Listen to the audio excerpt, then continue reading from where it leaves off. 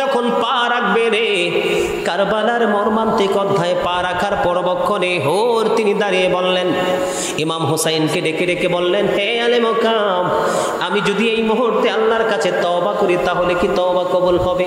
ইমাম হুসাইন ডেকে ডেকে বললেন, তুমি কে গো, তোমার পরিচয় কি? কয়েকবার ইমাম হুসাইন প্রশ্ন করতে দেরি, এবার তিনি উত্তর দিয়ে দিলেন, আমার নাম হলো হুর। আমি আপনাকে এই কুফা পর্যন্ত ইয়াজিদ বাহিনীর শক্ত ভূমিকা রেখে আপনাকে কুফা পর্যন্ত পাহারা দিয়ে নিয়ে এসেছি। আপনি শহীদ হয়ে যাবেন, আপনার শাহাদাত খুবই নিকটবর্তী গো। আমি এখন বুঝতেছি আমার একদিকে জান্নাত আর একদিকে আমার জাহান্নাম, একদিকে আমার আলো আর একদিকে আমার আধার। আমি দেখতে পাইলাম একদিকে ঘোর অন্ধকার, আরেকদিকে একবারে দিনের মতো পরিষ্কার আলো আমি দেখতে পাই। আমি আমার জীবনে সিদ্ধান্ত নিয়েছি এই মুহূর্তে আমি আমার জীবনে আমি আলোর পথটাকে আমি বেছে নিয়েছি। জোরে জোরে কন্যা সুবহানাল্লাহ। এবার যখন প্রশ্ন করলো, তোমার পরিচয় কি, তোমার নাম কি? কয়, আমার নাম হলো হুর। আমার নাম কি? আমার নাম হলো হুর। আমি আপনাকে কুফা পর্যন্ত এই শহীদের দ্বার প্রান্ত পর্যন্ত নিয়ে এসেছি। আমি এই মুহূর্তে যদি আল্লাহর কাছে তওবা করি, আল্লাহ তওবা কবুল করবে কি? কই, তুমি কি সত্যি সত্যি তওবা করতে চাও, ভালোবেসে তওবা করতে চাও? এবার তিনি বললেন, হুর ডেকে ডেকে বলতেছেন, আমি সত্যি সত্যি তওবা করতে চাই, আমি আপনার কদমে নিজের জীবন বিলিয়ে দিতে চাই।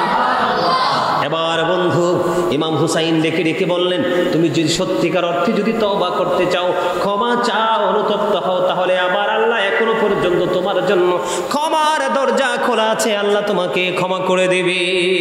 জোরে জোরে বলেন না সুবহানাল্লাহ। আর একটু মহব্বতে বলেন সুবহানাল্লাহ। কি করে দিবে? তোমাকে ক্ষমা করে দিবে। এবার যখন তিনি প্রতিশ্রুতি পাইলেন, এবার প্রতিশ্রুতি পাওয়ার পরে বন্ধু, প্রতিশ্রুতি পাওয়ার পরে এবার ইমাম হুসাইন রাদিয়াল্লাহু তাআলা আনহু বললেন, তুমি ঘোড়া থেকে নামো। এবার হুর ডেকে ডেকে বলতেছেন, না না, আমি ঘোড়া থেকে কখনোই নামবো না। আমি আপনার দলের প্রথম, আমি আপনার দলের পক্ষ হয়ে প্রথম শহীদ হব, শাহাদাত বরণ করব। আমি আপনার জন্য সীসা ডালা দেয়াল হয়ে যাব। আমি যতক্ষণ না পর্যন্ত আমার এই লাশ, যতক্ষণ পর্যন্ত আমার দেহর মধ্যে যতক্ষণ পর্যন্ত প্রাণ থাকবে, আমি ততক্ষণ পর্যন্ত ঘোড়া থেকে নামব না। আমার এই আপনার কদমে, আমার এই দেহটা আমি আপনার কদমে বিলিয়ে দেব। জোরে জোরে কন্যা সুবহানাল্লাহ। বন্ধুরে আমার, তিনি কি করেছিলেন? ইয়াজিদ বাহিনীর পক্ষে শক্ত ভূমিকা রেখেছিলেন, কিন্তু শেষ পর্যন্ত তিনি বুঝেছেন ইমাম হুসাইন কত বড় ফজিলত, ইমাম হুসাইন কত বড় নিয়ামত, ইমাম হুসাইন আমাদের জন্য কত বড় শান্তির বার্তা। বন্ধু জোরে জোরে বলেন না সুবহানাল্লাহ। ওর তওবা করে হুসাইনি কাফেলার সদস্য হয়ে গেল। এবার ইমাম হুসাইন ডেকে ডেকে বলতেছেন, বন্ধু ইমাম হুসাইনের সঙ্গীদেরকে, কই ইয়াজিদ বাহিনীর টার্গেট হলাম আমি। ইয়াজিদ বাহিনীর টার্গেট কি? ইয়াজিদ বাহিনীর টার্গেট হলাম আমি। তোমরা আমার সঙ্গে ঠিকই আছো, তোমরা আমার সঙ্গে এই পর্যন্ত এসেছো, তোমরা সবাই চলে যাও, তোমরা সবাই চলে যাও। আমি কাল কিয়ামতের দিন আমি আমার নানার কাছে তোমাদের বিরুদ্ধে কোনো নালিশ করব না। আল্লাহু আকবার বলবেন না? একটু পরে কিন্তু শহীদ হবে, একটু পরে কি হবে? শহীদ হয়ে যাবে। শাহাদাতের পূর্বক্ষণও কিন্তু কি মানবতার ভাষা, বন্ধুরে আমার, কি প্রেমময় ভাষা। এবার ওনার সঙ্গীরা ডেকে ডেকে বলছে, রে আলে মকাম, আমরা কখনোই জীবন থাকতে আপনাকে শত্রুর মুখে একা রেখে যাব না। জোরে বলেন সুবহানাল্লাহ। বন্ধু, তারা জীবন থাকতে ইমাম হুসাইনকে একা রেখে যাবে না, তারাও ইমাম হুসাইনের সাথে বন্ধু হুসাইনি কাফেলার শাহাদাতের সদস্য হবে। তারাও ধীরে ধীরে ধীরে ধীরে ধীরে বন্ধু একবারে কারবালার নিকটবর্তী হলেন। এর আগে আমি আপনাদেরকে মজার একটা তথ্য দেই। আমার নবী, এখানে কিন্তু একটা গুরুত্বপূর্ণ একটা বিষয় আছে। আমাদের দেশে নবী গায়েবের খবর জানে কি জানে না, এটা নিয়ে একটা তর্ক আছে না? কথা বলেন। আমরা জানি নবী গায়েবের খবর জানে, আমরা বিশ্বাস করি কি নবী গায়েবের খবর জানে? সবাই বিশ্বাস করেন তো? এখানে একটা এক্সাম্পল বন্ধু, ইমাম হোসাইন যে 61 হিজরিতে শাহাদাত বরণ করবে, কত হিজরি? 61 হিজরিতে শাহাদাত বরণ করবে, এটা আমার নবী আগে জানতেন। আমার নবী যখন পৃথিবী থেকে বিদায় হয়ে যাবে, পৃথিবী থেকে বিদায় হয়ে যাওয়ার আগে বন্ধু উম্মে সালমাকে কিছু মাটি দিয়ে বললেন, উম্মে সালমা এই মাটিগুলো তুমি যত্ন করে রেখে দাও, যেদিন দেখবা এই মাটিগুলো লাল হয়ে গেছে রে, সেদিনই বুঝবা আমার কলিজার টুকরা হুসাইন শহীদ হয়ে গেছে।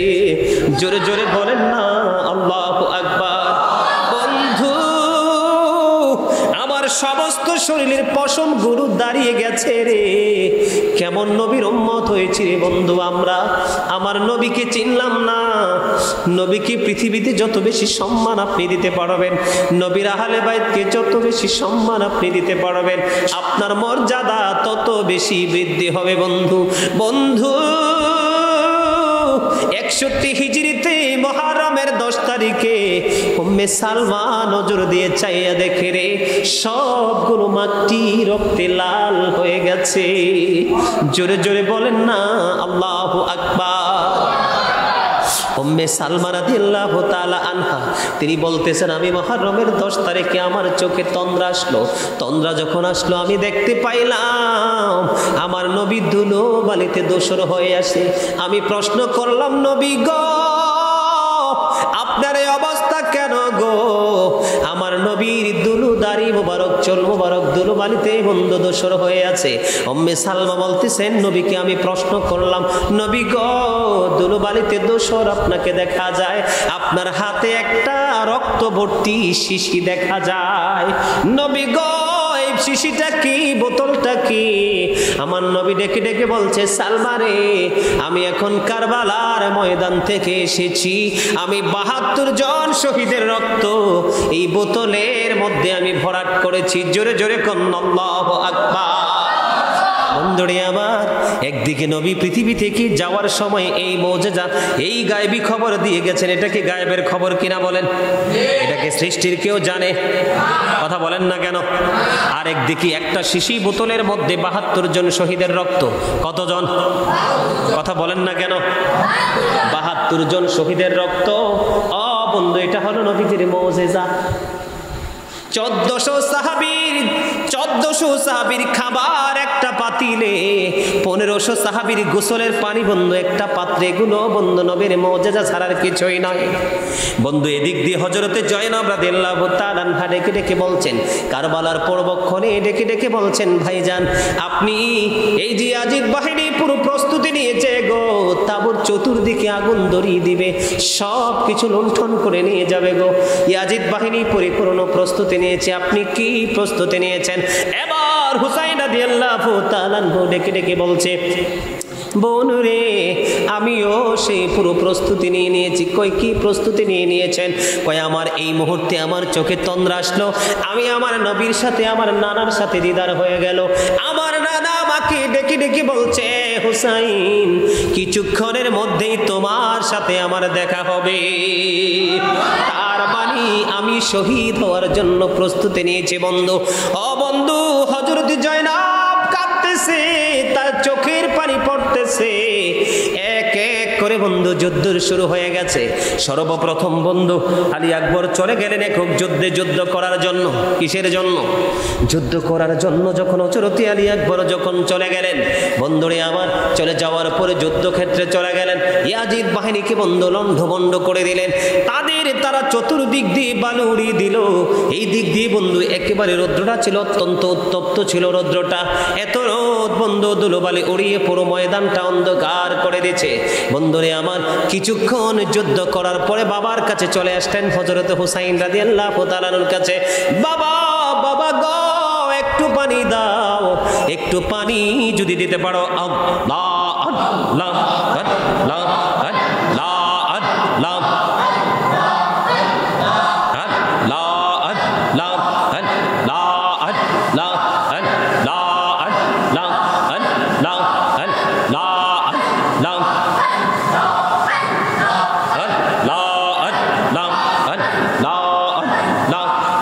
la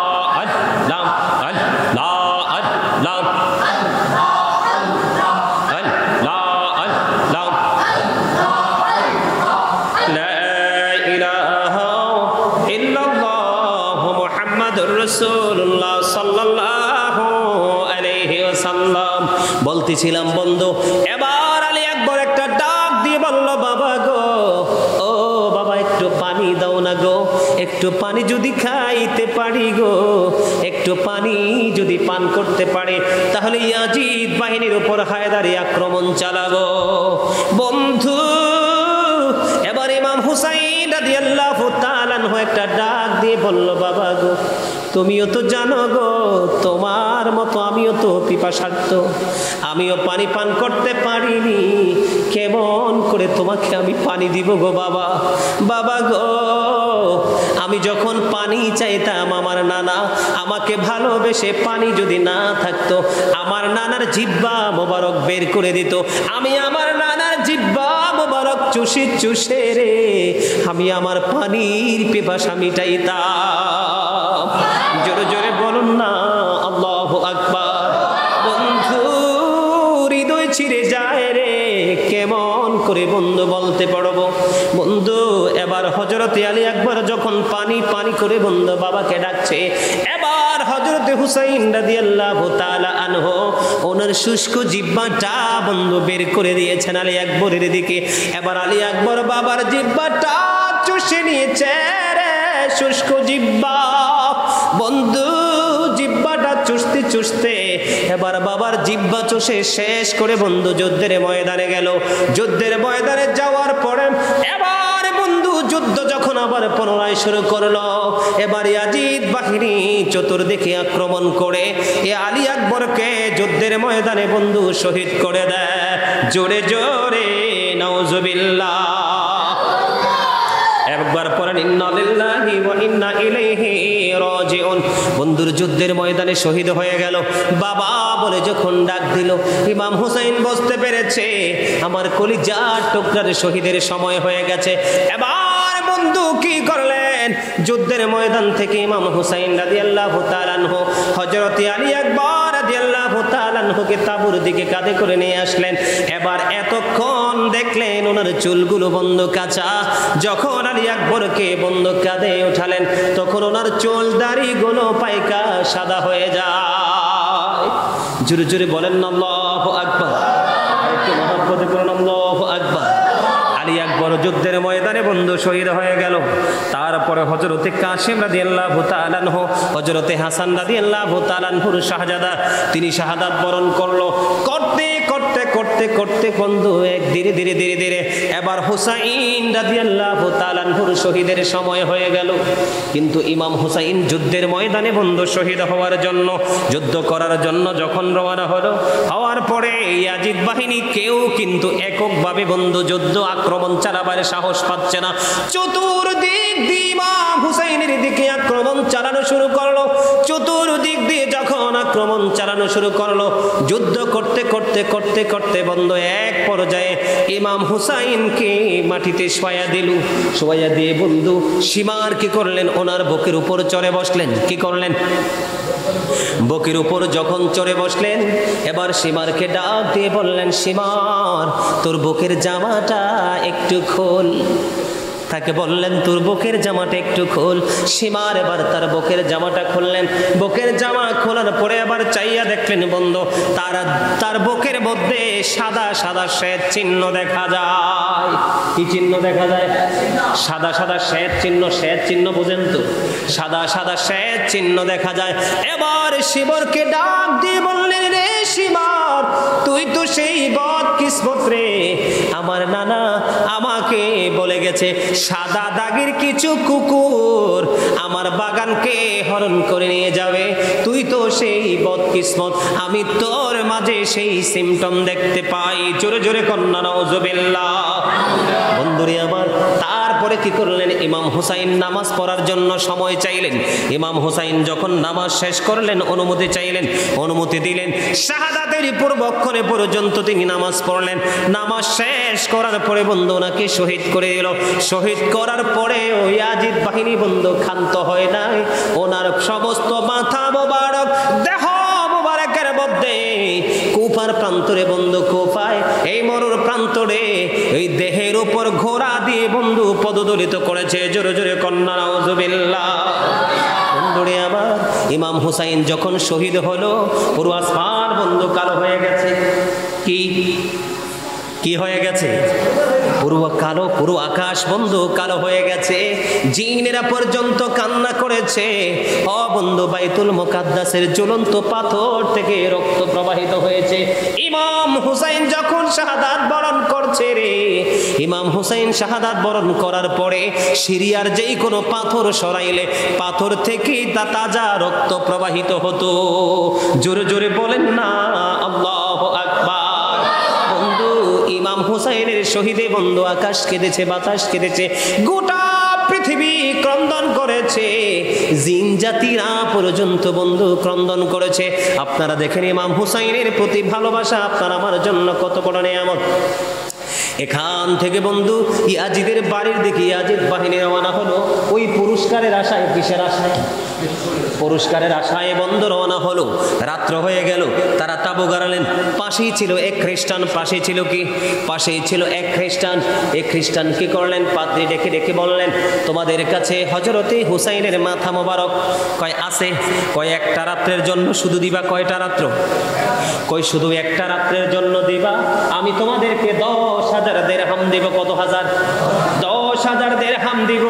ওই পৃথিবী নবী, অর্থ নবী ইয়াজিদ বাহিনী বন্ধু, ওই 10,000 দিরহামের নবী ইমাম হুসাইন রাদিয়াল্লাহু তাআলা আনহুর মাথা খ্রিস্টান পাদ্রী কি দিল রে। তখন তিনি কি করলেন? এই মাথাটা নিয়ে তিনি তার ঘরে চলে গেলেন। যাইয়া সুন্দর করে উঁচু সুন্দর এক জায়গার মধ্যে রাখলেন। সুগন্ধযুক্ত পানি দিয়ে সুন্দর করে দৌত করলেন। দৌত করে উপরের মধ্যে রেখে দিলেন। রাইখা বন্ধু সারা রাত ইমাম হুসাইন রাদিয়াল্লাহু তাআলা আনহুর মাথার দিকে তাকাইয়া তাকাইয়া সারাটা রাত বন্ধু ক্রন্দন করেছে, কান্না করেছে। আর তিনি বলতেছেন, আমি দেখতে পাইলাম, আমি যখন সুন্দর করে যখন ইমাম হুসাইনের পুরো মাথাটা সুন্দর করে ধুইলাম, সুগন্ধযুক্ত করলাম, আমি দেখতে পাইলাম নুরানি একটা সাদা রঙের পাথর তার মাথার চতুর্দিকে তাওয়াফ করতেছে। জোরে জোরে কন্যা সুবহানাল্লাহ। বন্ধু সকাল যখন হলো তিনি কি করলেন? কালেমা পড়ে খ্রিস্টান মুসলমান হয়ে যায়। জোরে জোরে বলেন না সুবহানাল্লাহ। আরো জোরে বলেন সুবহানাল্লাহ। আমাদের দেশে বড় বড় নামের আগে পিসাব লেখে অনেক বড় বড় বক্তা। ইমাম হুসাইনের শহীদের পিছনে নাকি ইয়াজিদ বাহিনীর কোনো দোষ নাই। নাউজুবিল্লাহ বলেন না। ইমাম হুসাইনের শহীদের পিছনে ইয়াজিদের দোষ নাই। এটা কি আমরা মুসলমান মানতে পারি? কোনোদিন মেনে নিতে পারি? কথা বলেন বন্ধুরি আমার। অনেক রাত্র হয়ে গেছে, আর বিশেষ করে এত গরমে এত লম্বা সময় আলোচনা করা যায় না। 1 ঘন্টা 2 ঘন্টা, প্রায় 3 ঘন্টার কাছাকাছি। আপনারা অনলাইনে চোখ রাখবেন, যারা অনলাইন ঘাটেন অনলাইনে চোখ রাখবেন। আগামীকালকেও প্রোগ্রাম আছে। আগামীকালকে আশুরার মুহররমের আরেকটা পার্ট নিয়ে আলোচনা করব। তারপরের দিনও প্রোগ্রাম আছে, সেই আরেকটা পার্ট নিয়ে আলোচনা করব। আপনারা অনলাইনে চোখ রাখবেন। সম্মানিত উপস্থিতি, বিভিন্ন দিক থেকে বিভিন্ন রকমের তথ্য দিয়েছি। সর্বশেষ একটা তথ্য দিব। আপনাদের এখানে একটা মাদ্রাসা আছে। কি আছে? কি আছে? মাদ্রাসা। এই মাদ্রাসাটার দিকে আপনারা গ্রামের সকল স্তরের মানুষ নজর রাখবেন। কি রাখবেন? নজর রাখবেন। এখান থেকে কি হবে? কোরআনে হাফেজ হবে। কি হবে? কোরআনে হাফেজ হবে। হয়তো বা এখান থেকে কোন পূর্বক্ষণে মায়ের গলা জড়াইয়া ধরলেন। তার মাকে, ফাতেমা জান্নাতে নারীদের সারদারিনী, মায়ের গলা জড়িয়ে ধরলেন। মায়ের গলা জড়িয়ে ধরে ডেকে ডেকে বলছে, মা গো, আমি আজকে বন্ধুদের সাথে খেলতে যাচ্ছি মাঠে। খেলা শেষ করে যখন আসবো আমাকে আপেল খাওয়াতে হবে। সুবহানাল্লাহ বলেন না। কি খাওয়াতে হবে? আমি আপেল খেতে চাই গো মা। কিন্তু ইমাম হুসাইন বন্ধু যখন মায়ের কাছে আপেল চেয়েছে তখন মদিনার কোথাও আপেল নাই। কারণ আপেল সৃজন ছাড়া কিন্তু পাওয়া যায় না। এখন হয়তো প্রক্রিয়া করে রাখা যায়, ঠিক কিনা? সারা বছর পাওয়া যায়, কিন্তু যদিও সারা বছর পাই এটার স্বাদ কিন্তু পাই না। ঠিক কিনা বলেন? কথাগুলো একটু চিন্তা করবেন। ইমাম হুসাইন রাদিয়াল্লাহু তাআলা আনহু যখন বললেন আপেল খেতে চাই, মা খাতুনে জান্নাত ফাতেমা বন্ধু রাজি হয়ে গেলেন। বাবা ঠিক আছে, আমি তোমাকে আপেল খাওয়াবো এবং আপেল খাওয়াবো, প্রতিশ্রুতি দিতে দেরি রে। এবার ইমাম হুসাইন দৌড়ে চলে গেল আপেল খাওয়ার জন্য। এই আপেল খাওয়ার প্রতিশ্রুতি পেয়ে খেলার মাঠে খেলা শেষ করে আসার পড়বে। এবার মা ফাতেমা টেনশনে পড়ে গেল। মা ফাতেমা টেনশন করতেছে, কেমন করে সন্তানকে আপেল খাওয়াবো। এখন তো মদিনার কোথাও আপেল পাওয়া যাবে না, কারণ মদিনায় তো আপেলের সৃজন না। মা ফাতেমা টেনশনে পড়ে গেলেন, ওনার কপাল ঘামতে শুরু করলো। দৌড়ে চলে গেলেন আমার নবীর কাছে। নবীর কাছে যাইতে দেরি, আমার নবী ছিলেন ওনার আসনে বসা। বসা থেকে আমার নবী বন্ধু দাঁড়িয়ে গেলেন। দাঁড়িয়ে মা খাতুনে জান্নাত ফাতেমাকে বসতে দিলেন। বসার পরে আবার প্রশ্ন করলেন, আম্মা গো, আপনার ললাটে তো ঘাম দেখা যায় কেন? আপনাকে তো পেরেশান দেখা যায় কেন? এবার মা ফাতেমা ডেকে ডেকে বললেন, বাবা গো, আমার পেরেশানির কারণ হলো গো, আমার পেরেশানির কারণ হলো আপনার কলিজার টুকরা হুসাইন আমার কাছে আপেল খাইতে চাইছে। বাবা গো, বাবা গো, আমি তো সন্তানকে প্রতিশ্রুতি দিয়েছি আপেল খাওয়াবো, কিন্তু মদিনার কোথাও তো আপেল পাওয়া যাবে না। এই চিন্তায় আমি পেরেশানি হয়ে গেছি গো বাবা। এই দিক দিয়ে মা বাবা মেয়ের আলাপ আলোচনা চলতেছে। কি চলতেছে? আলাপ আলোচনা চলতেছে। ওই দিক দিয়ে আমার আল্লাহ জিব্রাইলকে ডাক দিয়ে বলতেছে, জিব্রাইল জলদি করে আপেল হাতে নাও, জান্নাত থেকে জলদি করে আপেল হাতে নিয়ে আমার নবীর বন্ধুর বাড়ি চলে যাও, আমার বন্ধুর কাছে চলে যাও মদিনায়। মা ফাতেমা এবং আমার নবীর আলাপচারিতার মাধ্যমে মধ্যেই বন্ধু হযরত জিব্রাইল আলাইহিস সালাম আপেল নিয়ে এসে হাজির। জোরে জোরে সুবহানাল্লাহ। আপেল নিয়ে হাজির হয়ে গেলেন বন্ধু। কি নিয়ে? আপেল নিয়ে হাজির হয়ে গেল বন্ধু। এবার আপেল নিয়ে হাজির হয়ে যাওয়ার পরে এবার তিনি মা ফাতেমাকে অর্ডার করলেন একটা চাকু দুইটা বাটি আনার জন্য। তখন সঙ্গে সঙ্গে তিনি কোথায় চলে গেলেন? মা আয়েশা সিদ্দিকা রাদিয়াল্লাহু তাআলা আনহার হুজরায় চলে গেল। হুজরায় গিয়ে বন্ধু দুইটা বাটি আনলেন আর একটা চাকু আনলেন। আনার পরে জিব্রাইল আলাইহিস সালাম এই আপেলটাকে বন্ধু অর্ধেক করে কাটলেন। কি করলেন? অর্ধেক করে মাঝখান করে বন্ধু কাটলেন। কাটার পরে একটা টুকরা আমার নবীজির হাত মোবারকে বন্ধু উঠিয়ে দিলেন। আর একটা টুকরা অর্ধাংশ বন্ধু দুইটা বাটির মধ্যে বসাইয়া একটা বাটিতে রেখে আরেকটা বাটি দিয়ে বন্ধু ঢাকনা দিয়ে দিলেন। দিয়ে বন্ধু সিস্টেম শিখিয়ে দিলেন। এবার মা খাতুনে জান্নাত ফাতেমা এখান থেকে চলে গেল। ইমাম হুসাইন খেলা শেষ করে চলে আসলো। আসার পরে মায়ের কাছে আপেল বন্ধু খাইতে চাইলো। মা আপেল খাইতে দিল। ছোট্ট করে বলছে, লম্বা ঘটনা, কারণ আরেকটু আলোচনা করতে হবে। এবার মা খাতুনে জান্নাত ফাতেমা যখন হুসাইন রাদিয়াল্লাহু তাআলা আনহুকে আপেল খাইতে দিলেন, খাইতে দেওয়ার পরে বন্ধু এত মজা পেয়েছে আপেল। এবার মাকে বলল, মা গো, এত মজার আপেল আমার জীবনে কোনোদিন আমি খাইনি গো মা। জোরে জোরে বলেন না সুবহানাল্লাহ। এত মজার আপেল খাইবে কোত্থেকে? আপেল তো সরাসরি এসেছে জান্নাত থেকে, আল্লাহ রাব্বুল আলামিন পাঠিয়েছে। মা আপেল তুমি কোত্থেকে ব্যবস্থা করেছো? এই আপেল এনেছে তোমার নানা ব্যবস্থা করেছে, আল্লাহ রাব্বুল আলামিন জান্নাত থেকে পাঠিয়েছে। এই আপেল আমাকে প্রতিদিন খাওয়াইতে হবে, বায়না আরেকটা ধরেছে। জোরে জোরে কন্যা সুবহানাল্লাহ। এবার মা ফাতেমার কাছ থেকে যখন নবীর কথা শুনলেন দৌড়ে চলে গেলেন আমার নবীর কাছে। নানা গো, প্রতিদিন এই মজার আপেল খাইতে দিতে হবে। এবার আমার নবী বললেন, আল্লাহ রাব্বুল আলামিন তোমার জন্য বরাদ্দ দিয়ে দিবে, তুমি টেনশন করো না। বন্ধু ইমাম হুসাইন খুশি হয়ে গেল, এখান থেকে চলে গেল। যাওয়ার পরে বন্ধু এবার দেখতে পাইলেন, এবার দিন শেষ হয়ে গেল। রাত্র যখন হলো, পরের দিন যখন হলো, জিব্রাইল আলাইহিস সালাম যখন ওই যে অর্ধেকটা আপেল যখন একটা বাটিতে রেখে আরেকটা বাটিতে ঢেকে দিলেন, ঢেকে দেওয়ার সময় তিনি বলেছিলেন, ইয়া রাসূলুল্লাহ, ইয়া হাবিবাল্লাহ, নবী গো, এই আপেলের ঢাকনাটা প্রতিদিন একবার সরাবে, দুইবার নয়, একবার সরাবে। যে কোনো একটা সময় সরানোর পরে দেখতে পাবেন এই আপেলটা আস্তা হয়ে গেছে, আবার গোটা হয়ে আছে। ঠিক কথা অনুযায়ী মা ফাতেমা যখন ঢাকনা সরালেন, চাইয়া দেখলেন জিব্রাইল দিয়েছেন অর্ধাংশ। এবার চাইয়া দেখে পুরো আপেলটা বন্ধু আস্তা হয়ে আছে। জিব্রাইল সিস্টেম শিখিয়ে দিয়েছেন যে এইভাবে প্রতিদিন অর্ধাংশ কাটবেন, কেটে আপনারা সবাই খাবেন, আর অর্ধাংশ আবার এমনি করে আপনারা ঢেকে রাখবেন। কাটার পরে বন্ধু আজকে খাইলেন, একে আপেল কিন্তু একই, কিন্তু গতকালকে যে স্বাদ ছিল আজকের স্বাদ বন্ধু ব্যতিক্রম। জোরে জোরে কন্যা সুবহানাল্লাহ। এমনি করে করে প্রতিদিন আপেলটা বন্ধ ঢাকনা দিয়ে রাখতো, প্রতিদিন একবার সরাতো, সরাইলে দেখতো আপেলটা আস্তা হয়ে আছে।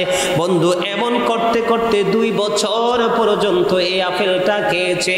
2 বছর যে আপেল খেয়েছে, 2 বছরই পেয়েছেন প্রতিদিন ভিন্ন ভিন্ন স্বাদ। জোরে জোরে বলেন সুবহানাল্লাহ। এখানে ইমাম হুসাইনের সাথে আল্লাহ রাব্বুল আলামিনের ভালোবাসার প্রেমের ডুরি আছে না নাই? আমাদের প্রেমের ডুরি লাগাইলে লাভ না লস?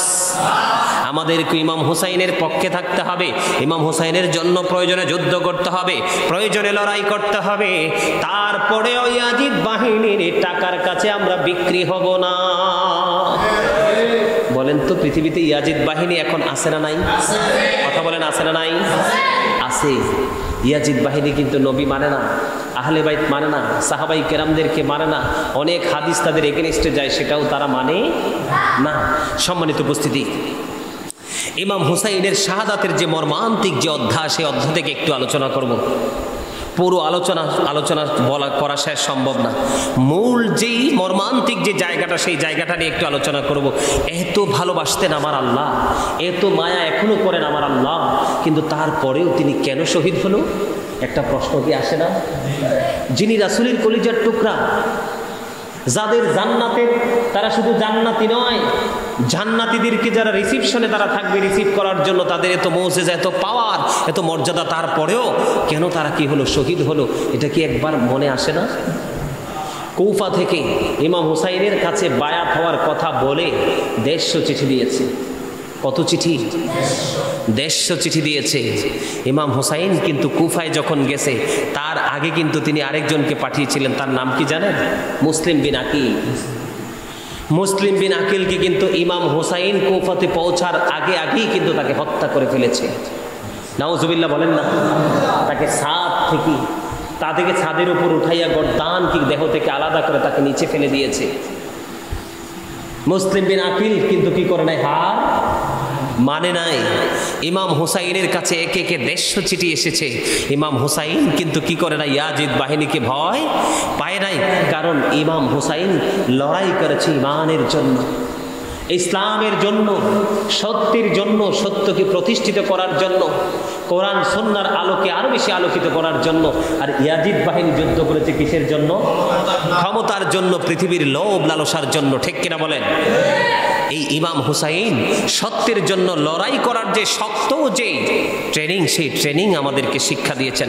আপনারা জানেন ফুরাত নদীর পানি 3 দিন পর্যন্ত তাদের জন্য কি ছিল? বন্ধ করে দিয়েছিলেন। 3 দিন জন্য তাদের জন্য কোনো বরাদ্দ ছিল না।